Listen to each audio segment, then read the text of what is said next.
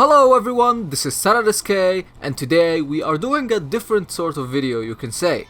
Now, as my channel have been showcasing the unused content of Souls games for the last 3 years, I also wanted to cover the unused content of Dark Souls 1 because some of the stuff was just simply showcased without explaining their complete significance, and some of them are just plainly explained wrong and just based on literal wrong assumptions by the founders.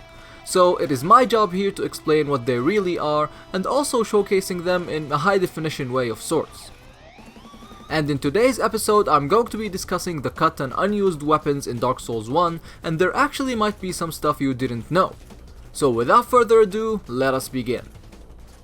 So we're going to be starting with the less known things, and the first thing is going to be what is popularly called the Blowpipe club weapon.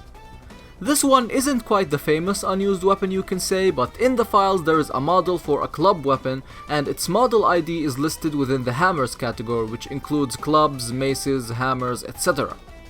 Now, I couldn't find any animations, icon, name, or anything related to this weapon but the model. Now, this weapon has been a big misconception for people, as they think that this was actually a blowpipe. Now, the story behind that is that in-game there are enemies in Blighttown that actually use blowpipes that inflict toxic damage onto you, and there is a variation that uses this exact club weapon. So maybe the initial plan for this weapon was to be dropped from these enemies, but they decided to scrap it later on.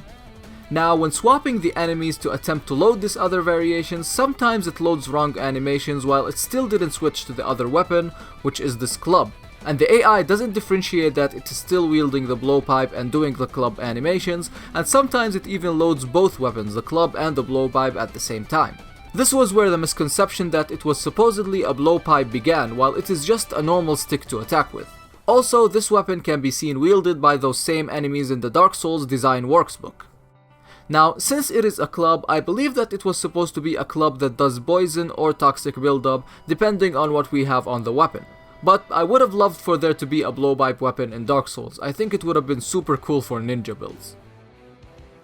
Next is a dagger, which a lot of people nicknamed the Black Dagger. What a surprising name, to be honest. But yeah, in all seriousness, some people were saying that its design is similar to the Dark Sword and that it might have been an alternate weapon for the Dark Wraith. However, there isn't any foolproof link that points to that, so I think it's just a normal prototype dagger of sorts, and I don't think there is much more to tell about it because we don't have anything to theorize on, such as icons or names or whatever. Next is an alternate version of the Zweihander. Now, this weapon has many different interpretations regarding it. First, in the Dark Souls Design Works book, it is mentioned only as Zweihander, and you can see a concept art of Shiva of the East wielding it. Now, in the game, there is an alternate variation of Chester, the NPC that you meet in the DLC, actually using this weapon, and he is mostly using it one-handed and in a quite fast manner, you can say. Now, its model is listed within the Great Swords category, so this could explain why he can use it one-handedly with ease. In addition to all of that, it can be found with all of the other swords that are in the Artorias' grave area.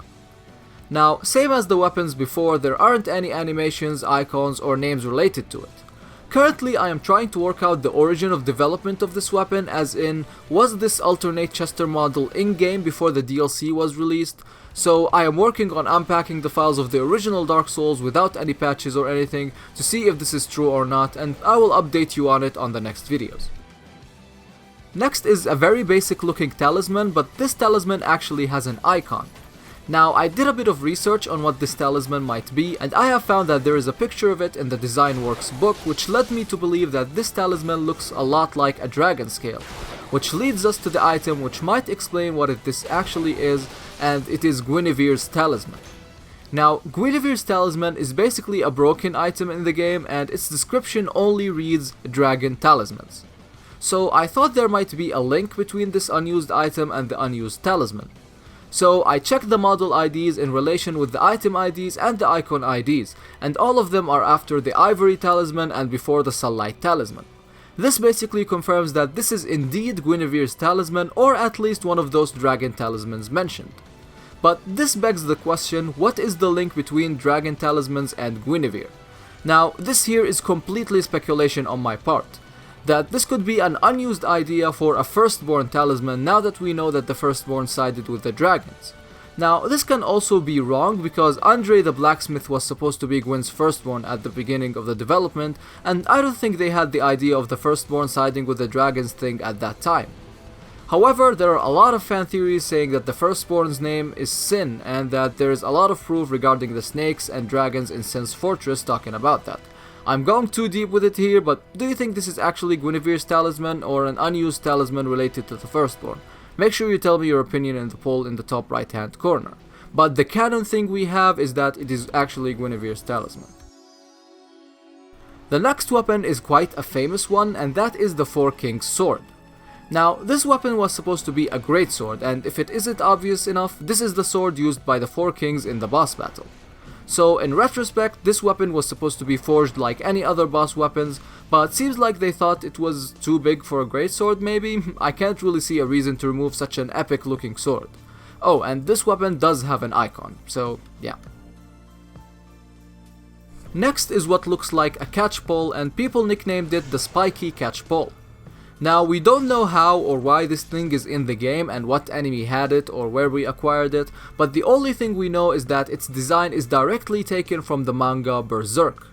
And if you don't know, the director of the game, Hidetaka Miyazaki, actually has a lot, and I mean a lot of inspirations from Berserk, and some of them are kind of complete ripoffs, you can say, so yeah, that is all we know about this weapon. Next is a very quick one, which is an icon for a whip kind of weapon. We don't know anything else about it other than the fact that it might have looked like a Cat 09 whip, something similar to the Rose of Arendelle in Dark Souls 3 but in the shape of a long whip, but that's it. And finally we have the torch. Now, the torch is wielded by many hollow enemies in the game, and seems like they also wanted us to have it and make use of it, but they gave that role to the Skull Lantern weapon. Now, we have torches in Dark Souls 2, Bloodborne, and Dark Souls 3, so seems like the idea was still on their minds when they added them in the next games. In the gameplay you are seeing, I have swapped the model of the Skull Lantern with the torch, so you can kind of imagine what it would have looked like, even though the torch isn't technically on fire, but yeah, you get the idea. So that is what we have today, and I wanted to tell you guys to make sure you follow me on Twitter, which is Sanadisk YouTube, and I want that because I do a lot of polls about future content and post some miscellaneous content regarding unused content and some other stuff related to other games as well, and I would love for you guys to be able to interact with me there because it is much better than YouTube in that aspect, to be honest. So I hope you all enjoyed this video, and if you did, make sure you like and subscribe, and I'll be seeing you in the next video. Bye bye.